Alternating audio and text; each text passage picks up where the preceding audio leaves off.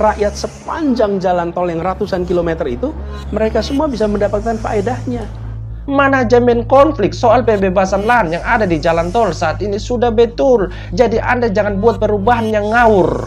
Kadang-kadang yang mengurus sektor ini tidak memasukkan faktor keadilan.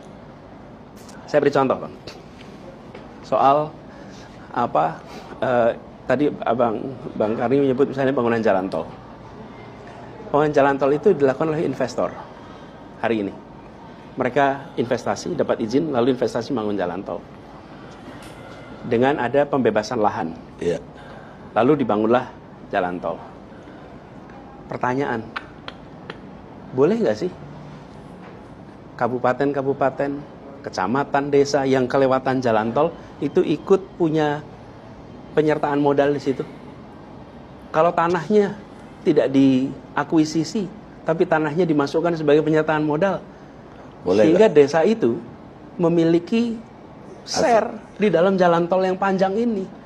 Sehingga ketika jalan tol ini menghasilkan keuntungan, maka keuntungan dari jalan tol itu bukan hanya datang ke Jakarta bagi para investor atau internasional yang invest, tapi juga rakyat sepanjang jalan tol yang ratusan kilometer itu, mereka semua bisa mendapatkan faedahnya. Dan ketika kemudian ada dividen tahunannya bukan hanya berujung di kantor-kantor di Jakarta dan rumah-rumah di Jakarta, tapi biarkan dividen itu dirasakan juga oleh rakyat-rakyat yang ada di sepanjang jalan itu. Untuk Pak Anies, beta pemuda yang tidak berpendidikan dari NTT. Beta mau bilang bahwa apa yang Anda sampaikan itu di luar nurul. Kenapa beta bilang begitu? Ya karena kalau Anda berpendapat bahwa kabupaten, kecamatan, hingga desa punya saham di dalam jalan tol, maka pertanyaannya apakah kabupaten, kecamatan, hingga desa sanggup membeli tanah dari warga dengan harga yang lebih tinggi dari pemerintah pusat? Jangankan kabupaten, kecamatan, hingga desa, bos. Pemerintahan sebelum Pak Jokowi saja punya banyak masalah soal pembebasan lahan. Makanya banyak bangunan mangkrak. Dan salah satu faktor paling berpengaruh adalah soal harga tanah yang tidak adil bagi warga. Jadi bicara itu jangan semanis bibir, bos. Pada umumnya, tanah yang dibangun jalan tol itu bukan milik kabupaten, bukan milik kecamatan ataupun desa, melainkan itu awalnya milik warga. Kemudian dibeli oleh negara. Setelah menjadi milik negara, barulah investor masuk untuk bangun jalan tol. Lalu kalau Anda berpendapat bahwa tanah itu tidak usah diakuisisi, melainkan dikonversi untuk menjadi penyertaan modal bangun jalan tol, maka pertanyaannya, kalau satu jalan tol melewati 1000 lahan, apakah 1000 warga pemilik lahan juga punya saham di dalam? Suatu ketika ada warga pemilik modal merasa kecewa karena satu dan lain hal, terus dia menutup akses di lahan miliknya, apakah 999 warga itu tidak rugi? Misalnya beta dengan Anda punya tanah, terus kita sama-sama masukkan sebagai penyertaan modal untuk bangun jalan tol, dan ke depan beta menutup akses di lahan milik beta, apakah Anda tidak rugi? Bukan Anda saja yang rugi, tapi semua pemilik modal akan rugi. Jadi berpikir itu yang kritis, bos. Tanah itu harus diakuisisi untuk dikontrol oleh negara. Supaya ke depan jangan ada pertengkaran soal tanah antara negara dengan warga. Supaya ke depan jangan ada pertengkaran soal tanah antara investor dengan warga. Dan supaya ke depan jangan ada pertengkaran soal tanah antara warga dengan warga. Itu baru adil. Manajemen konflik soal pembebasan lahan yang ada di jalan tol saat ini sudah betul. Jadi Anda jangan buat perubahan yang ngawur. Nah, hai, Assalamualaikum warahmatullahi wabarakatuh, guys. Lagi-lagi ya, pemuda NTT ini sekak mati Anies Baswedan. Pemikiran Anies Baswedan yang ingin ya dari koalisi perubahan yang ingin mengubah Indonesia dengan cara-cara mereka. Tetapi semuanya disanggah oleh pemuda NTT ini ya. Terbaik, brotherku. Saya respect dan memang benar masuk akal apa yang diterangkan oleh pemuda NTT ini ya, si Wago Channel ya. Nah, jadi guys, ya memang benar. Misalkan orang-orang desa ya yang mungkin terkena jalan tanahnya oleh jalan tol ya, ikut impes ya. Terus misalkan di situ sepanjang jalan tol itu kan banyak orangnya yang terkena tanahnya ya.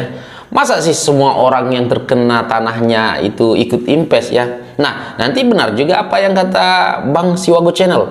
Yaitu kalau misalkan ada bermasalah nanti tentang, ya ada sedikit cekcok mungkinnya, saya tidak mau lah, saya tutup jalan saya di sini. Wah, yang di belakangnya hancur ya, tidak jalan, yang semuanya nggak jalan, semuanya rugi. Ya, semuanya rugi. Lucu sekali Pak Anies ini. Ya memang mungkin Pak Anies ini seolah-olah mau membela rakyat ya, dengan kata-katanya ya, dengan gagasannya ya, dengan perubahannya ya. Namun di sisi lain, kata-kata ataupun narasi gagasan yang Pak Anies sampaikan terlihat bodoh ya guys. Kenapa saya bilang gitu ya guys? Karena mungkin gagasan-gagasan yang seperti ini mungkin pernah dipikirkan oleh Presiden Jokowi, pernah dipikirkan oleh ya menteri-menterinya Presiden Jokowi ya, tetapi tidak masuk akal dan akan berujung fatal juga ya. Nah, jadi benar sekali. Ya, harusnya tanah itu harus dimiliki pemerintah ya, biar nanti tidak ada cekcok-cekcok ataupun salah pahaman, ataupun ya mungkin mana tahu ya kan, tetangganya di sebelah tanahnya ini ada tetangga jirannya, ada tanah juga ya, nanti bermasalah dengan tetangga jirannya, gak usah lah kalau gitu, aku tutup aja jalan aku. Aduh, habis lah, hancur, rugi semuanya ya guys. Dulu Pak Anies sudah lah ya, Pak Anies. Ini kalau pendukung Pak Anies pastilah, wow, Pak Anies emang beda, pro dengan rakyat, pasti akan bilang gitu ya kan. Tetapi sebenarnya itu narasi-narasi bodoh yang mengakali rakyat ya. Mana bisa jalan kayak gitu guys ya. Aku yakin juga, aku setelah dengar video ini pun, walau sebelum si Wagub Channel ngomong, aku sudah terpikir ke sana ya, apa yang si Wagub Channel bilang ya. Kalau tidak mungkin jalan ya, seperti Anies bilang ya, yang setiap daerah akan ikut impes ya, tidak akan jalan ya guys. Bahkan mungkin seperti apa yang saya bilang tadi, mungkin dulu presiden dulu pernah berpikir kayak gitu, tetapi mungkin banyak orang yang tidak setuju, menteri-menterinya tidak setuju, karena akan berakibat fatal juga ya. Karena kalau harusnya memang lahan itu harus dikosongkan, harus satu yang punya yaitu pemerintah, biar nggak ada pertengkaran di masa yang akan datang ya kan. Jadi itulah ya guys. Aduh, nggak tahu lah guys, pokoknya hebat sekali lah si Wagub Channel ini, langsung aja menanggapi ya apa kata-kata pembodohan daripada Anies Baswedan ini ya guys. Nah, ini kalau pendukung Anies Baswedan, wih bagus, inilah presiden, calon presiden, inilah. Tapi masalahnya mereka nggak tahu kalau dibodohi ya. Kata-katanya manis. Saya yakin, 100% yakin, saya berani jamin, kalau Pak Anies jadi presiden nanti terus buat jalan tol seperti itu, pasti nggak akan ada yang mau, pasti nggak akan jalan, pasti nggak akan jadi. Ya saya yakin, saya jamin. Tapi nggak mungkin lah Anies jadi presidennya. Oke guys, apa pendapat Anda tentang video ini ya? Kalian komen juga ya. Apakah Anda sejalan dengan pemikiran Pak Anies atau enggak, ataupun sejalan dengan pemikiran abang kita daripada NTT ini? Silahkan komen di bawah, dan sekian, terima kasih. Assalamualaikum warahmatullahi wabarakatuh. Bye.